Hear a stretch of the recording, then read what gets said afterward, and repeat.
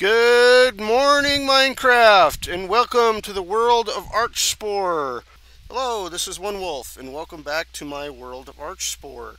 I am currently looking at the hillside where I'm about to dig out my workshop, or my starting workshop, and I'm going to create a ethos mob trap.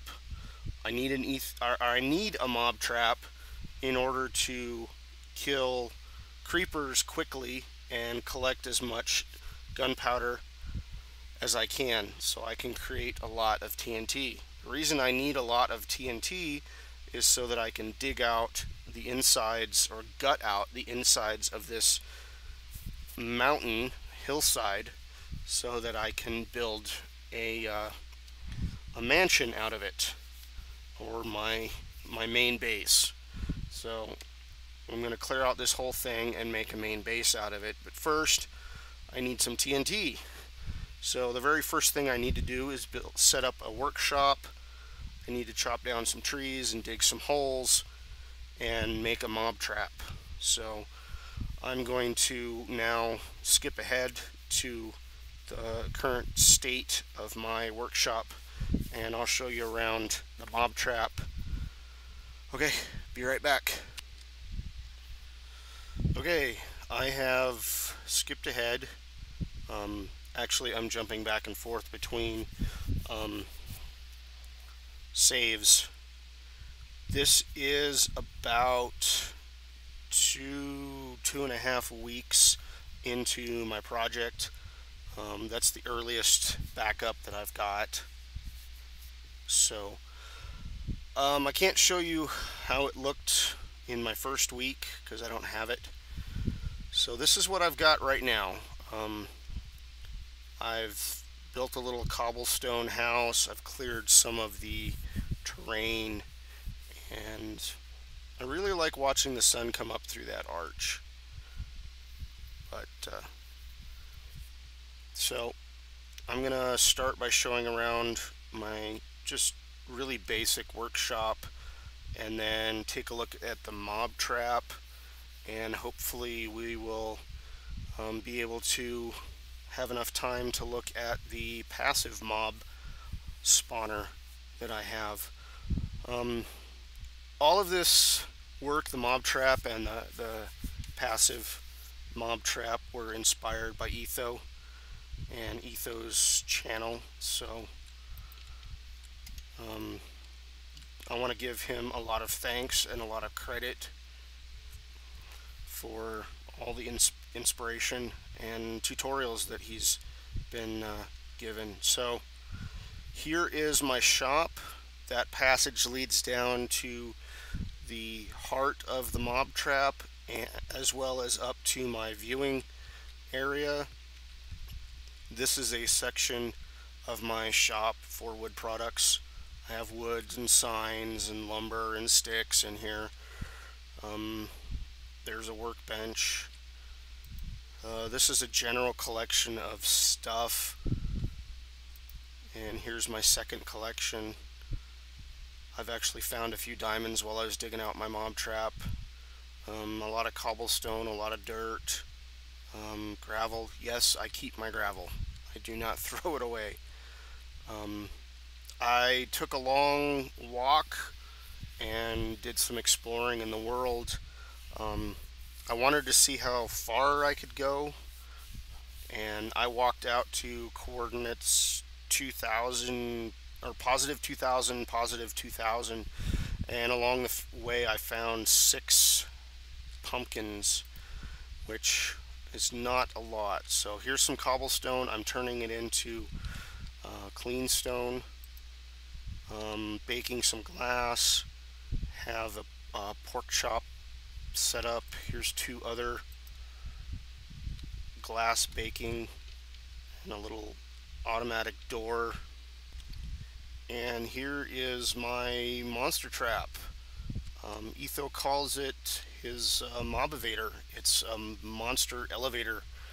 And my monster trap does not properly sort out chickens, and whenever I'm just chilling in here the chickens will show up and just push me all over the room. So I've built a separate booth, a private booth just for me. And then occasionally chickens, if they bump around, they'll eventually fall into the lava. Here's the killing spot. They come up from the spawning traps below, or spawning beds below, excuse me, spawning beds, and get pushed into this lava. And then the loot falls into the water and is pushed down to my collection area. It's pretty efficient.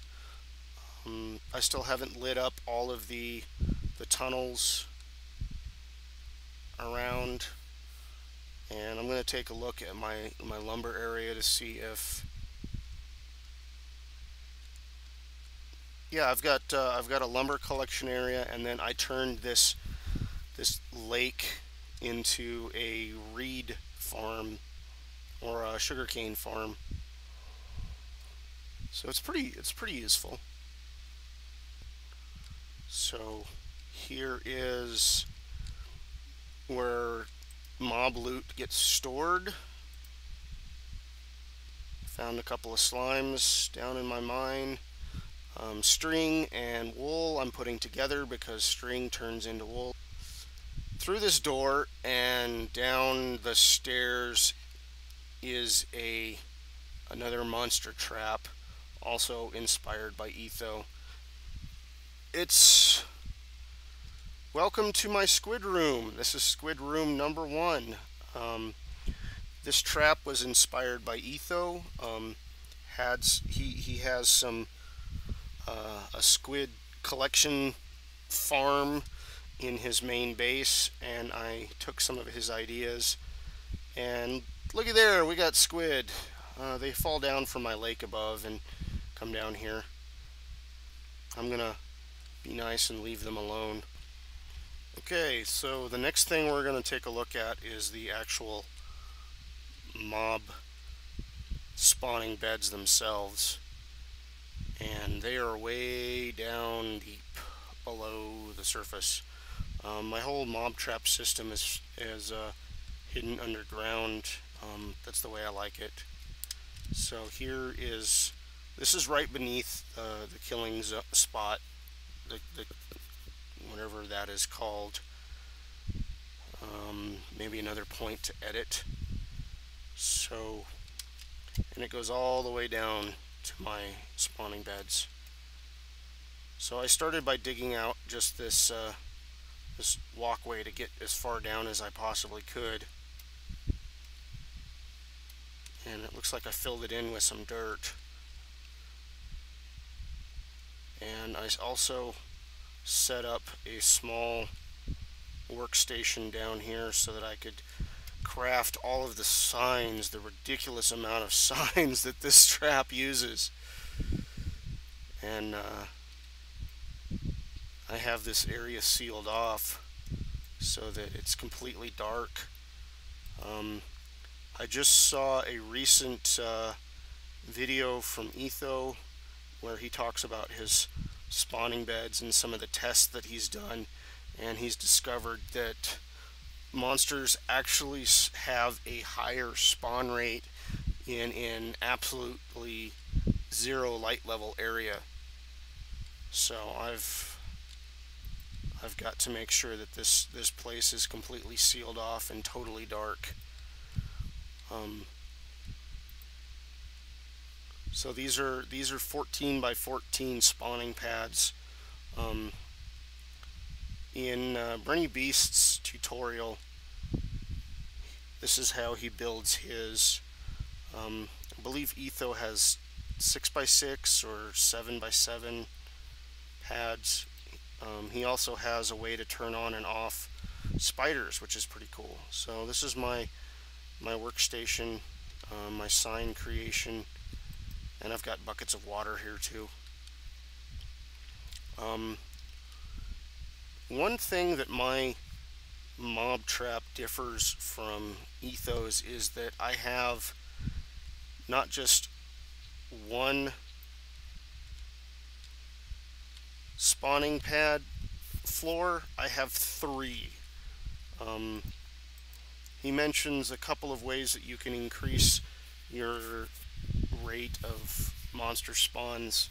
One is to light up all the caves, and the other is to increase the area. I'm trying to do both. Light up all the caves around as well as increase the area that they have to spawn. Okay, so that is my hostile mob trap. It's pretty simple. For more information, refer to Etho on his Mobivator. I will probably be linking it in my description, so check it out. He's got a lot of good tutorials. Next, I'm going to go up to my passive mob farm and take a look at what I've done up there. Alright, be right back. Look at all that rain.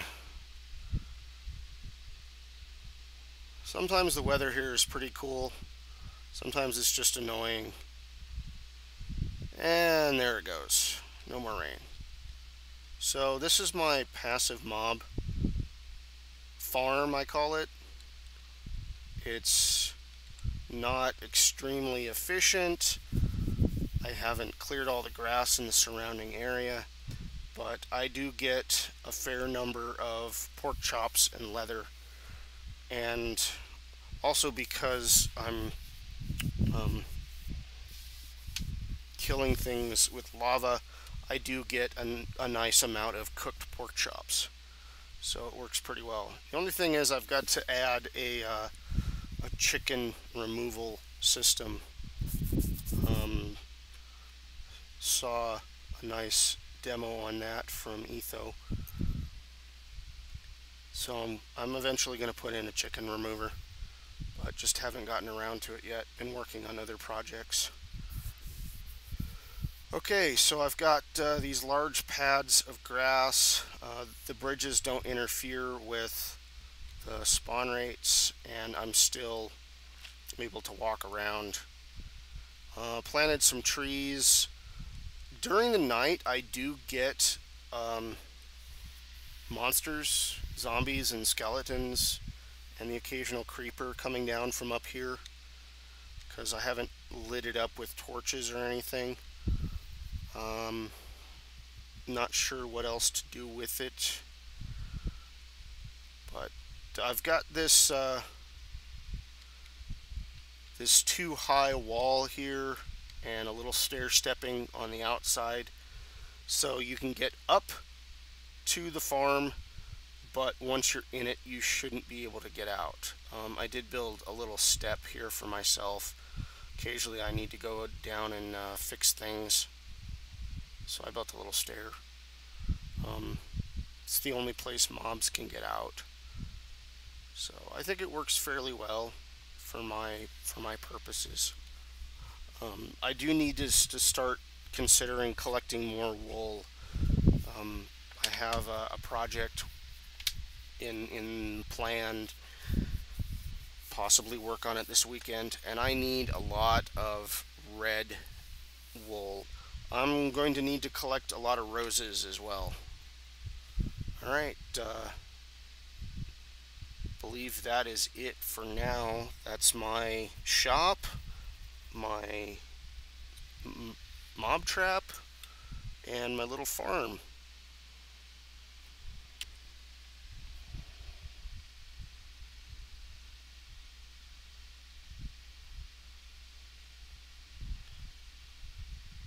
And this is One Wolf saying thanks for watching. Goodbye.